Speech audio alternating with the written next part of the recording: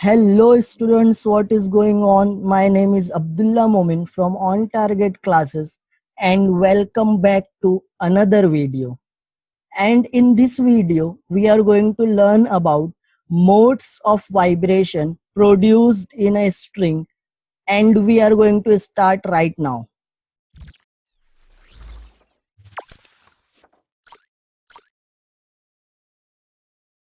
If this is your first time here and you want to learn physics, especially class 11 and class 12 syllabus in a simple way with some amazing animation and simulation, then subscribe this channel and hit the bell icon so you don't miss anything.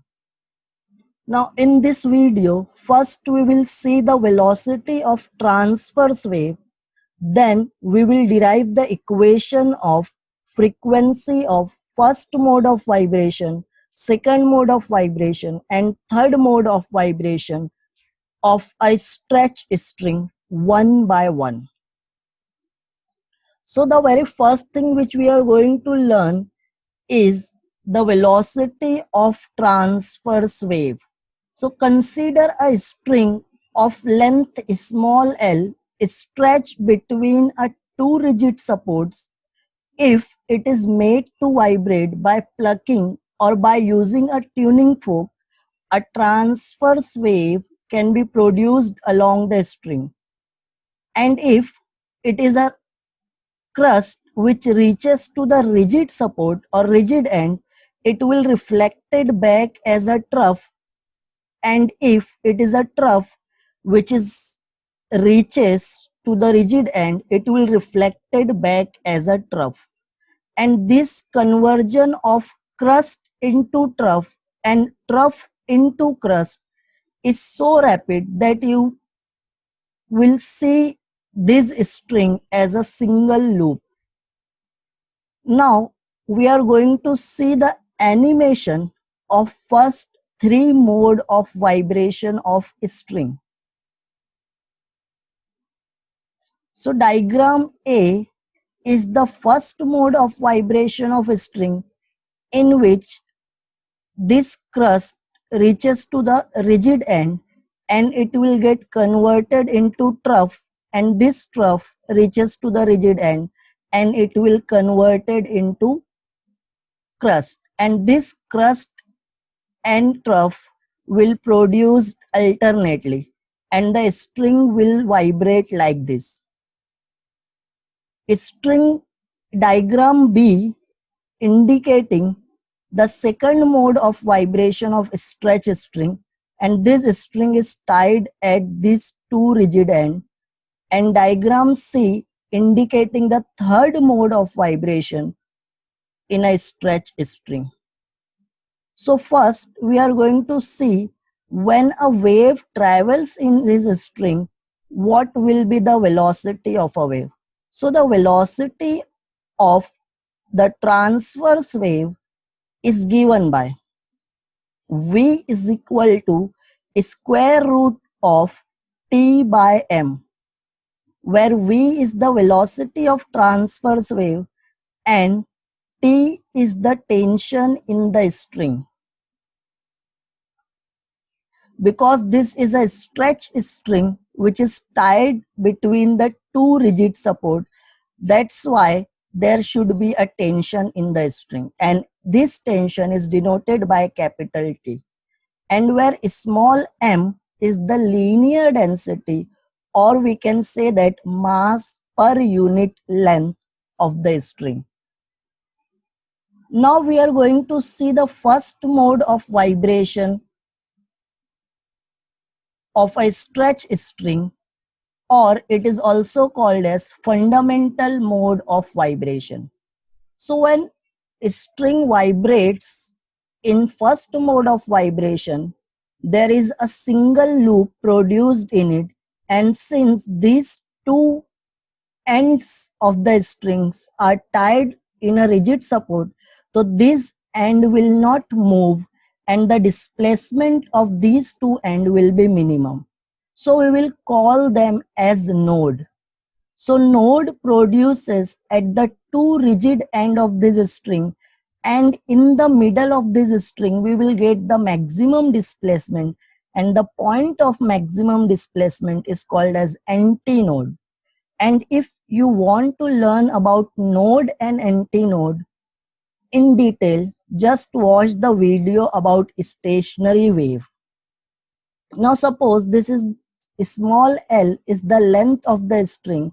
So this small l can be written as in terms of wavelength as lambda by 2. So how we can write it as lambda by 2? Since we have seen that when there is one crust or one trough produces in a string, that one crust and one trough is called as wavelength, and it is denoted by lambda. The distance between one crust and one trough is called as wavelength lambda. But we are getting half of this wave. The wave which are getting, it is only one loop. That means we are getting two nodes, and in between the two nodes there is one antinode. So this length should be equal to lambda by 2. If the two loops is equal to lambda, then one loop will be the half lambda. So now we will write the length of the string as lambda by 2. So the length of the string is equal to small l, and it can be written as lambda by 2. Now this equation can be written as this 2 is in division with the lambda. So when this 2 goes another side of the equation, it will get multiplied by with L, and this lambda can be written as 2L. And this is your equation number 1. Lambda is equal to 2L. Now we know that the velocity of a wave v is equal to n lambda. So from this equation, the equation of n can be written as this lambda is in multiplication with n. When it goes to another side of the equal sign, it gets divided with v. So n can be written as v upon lambda. And we are going to write this v and this lambda separately, and this equation can be rewritten as 1 upon lambda into v. So now this lambda is nothing but 2L. From equation number 1, we are going to put the equation of lambda, and v is the velocity of this transverse wave. And in the very first slide, we have seen that the velocity of transverse wave v is equal to square root of t by m. So this whole equation of n can be rewritten as n is equal to 1 upon 2L square root of t by m. This square root of t by m is the equation of velocity of a transverse wave, and this lambda, we have putted the equation of lambda from equation number 1. So instead of lambda, we will write 2L, and instead of v, we will write square root of t by m, where v is equal to square root of t by m, that is the velocity. So this equation of n is nothing but the frequency of fundamental mode of vibration, or it is also known as the frequency of first harmonic. Next, we are going to see the second mode of vibration in a string, or it is also called as first overtone. So when a string vibrates in a second mode, it will produce two loops, and there are total 3 nodes and 2 antinodes. And we all know that the distance between one crust and one trough, the distance of one crust and one trough is lambda. So in a stationary wave, we have seen that the distance of one crust and one trough is lambda. So we will write this as lambda 1. So the length of the string in terms of wavelength can be written as small l is equal to lambda 1, where lambda 1 is the wavelength of this wave in second mode of vibration. But we also know that the velocity of a wave v is equal to n1 lambda 1. And from this equation, n1 can be written as v upon lambda 1. This lambda 1 goes in division with v. So n1 can be written as v by lambda 1, and we are writing this v by lambda 1 separately. So it can be written as 1 upon lambda 1 into v.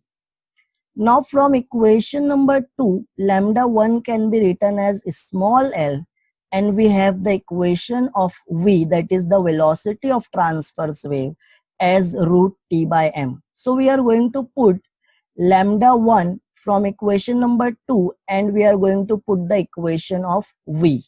So n1 can be written as 1 upon, instead of lambda 1 we will write l, and instead of v we will write root t by m.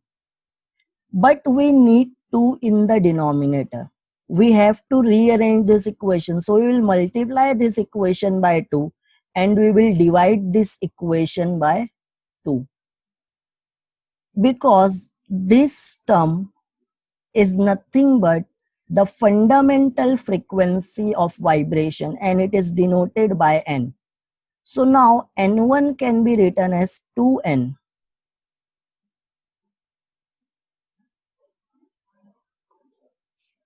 So we will write n1 is equal to 2n, and this equation of n1, or this equation n1, is called as the frequency of second harmonic, or it is also called as the frequency of first overtone. If you want to learn about harmonics and overtone in detail, you can simply click on the I button and watch the video about harmonic and overtone. Next, we are going to see the third mode of vibration of string, or it is also called as second overtone. Second overtone is also called as third mode of vibration of string. So when a string vibrates in third mode of vibration, there are 4 notes and 3 antinodes will be produced in this string, and this one wave, this one crust and one trough will be your lambda, and this one crust will be your lambda by 2. So this lambda plus lambda by 2 can be written as 3 lambda 2 by 2. So the length of the air column can be written as small l is equal to 3 lambda 2 by 2.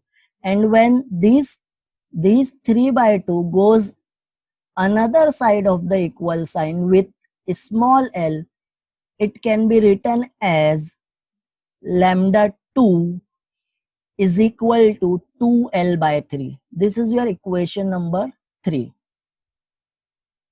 Now we also know that the velocity of this wave can be written as n2 lambda 2, and from this equation n2 can be written as v by lambda 2. This lambda 2 goes to another side of the equal sign, and it comes to division with v, and n2 can be written as v upon lambda 2, and we are writing this v and this lambda 2 separately as 1 upon lambda 2 into v. And what is lambda 2? Lambda 2 from equation number 3 is 2l by 3. So instead of lambda 2, we will put 2l by 3, and instead of v, we will put root t by m. Therefore, n2 can be written as 1 upon 2l by 3. This 2l by 3 comes from equation number 3, and this equation of v we have seen in the first slide. Now see, this 3 is in denominator of the denominator. It becomes numerator. So this equation can be further rewritten as 3 into 1 upon 12 root t by m. And what is this equation 1 upon 2L root t by m? This equation is nothing but small n. So instead of this highlighted term, that is 1 upon 2L square root of t by m, we will write n. So this equation can be written as 3n. So we have got n2 as 3n. What is this equation? This is the frequency of third harmonic, or it is also called as the frequency of second overtone. The fundamental frequency of vibrating string is equal to n is equal to 1 upon 2L square root of t by m. This equation we have got in the very first mode of vibration, and in second mode of vibration we have got the second harmonic, which is also called as frequency of first overtone, as n1 is equal to 2n. In second overtone we have got the frequency of third harmonic, which we have written as n2 is equal to 3n. If we will calculate the frequency of third overtone, that will be called as fourth harmonic, and it can be written as n3 is equal to 4n. Now if we will further calculate the frequency of fourth overtone, that will be called as fifth harmonic, and we will get n4 as fifth harmonic, that is 5n. Now what happens when we will calculate 21st overtone and we will get 22nd harmonic? That means n suffix 21 can be written as 22n. And if we will calculate the 36th overtone, we will get 37th harmonic, and n36 can be written as 37n. So how can we written the equation for pth overtone? So now first overtone n1 is equal to 2n. 2 can be written as 1 plus 1n. Second overtone is equal to 3n, and this 3 can be written as 2 plus 1.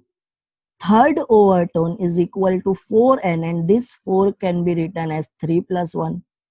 Fourth overtone can be written as 4 plus 1, and 21st overtone can be written as 21 plus 1n. 36th overtone can be written as 36 plus 1n.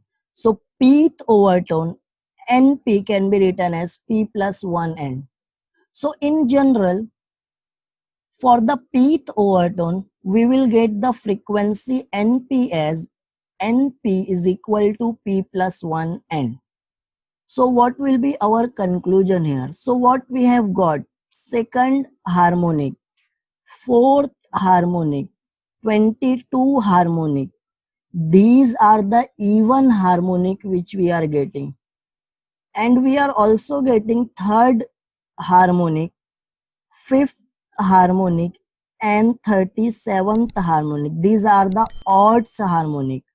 So we are getting even harmonic as well as odd harmonic as a overtone. So we will conclude this, that all harmonics are present as a overtone in a modes of vibration on stretch string. All harmonics means even as well as odd, both harmonics are present as a overtone in a mode of vibration of stretch string. Now you can watch the video about stationary wave and its property by clicking on the left side of your screen, or pick any video from the playlist of this chapter which is on right side of your screen, and subscribe my channel for more videos. Thank you student for watching this video. I will catch you next time.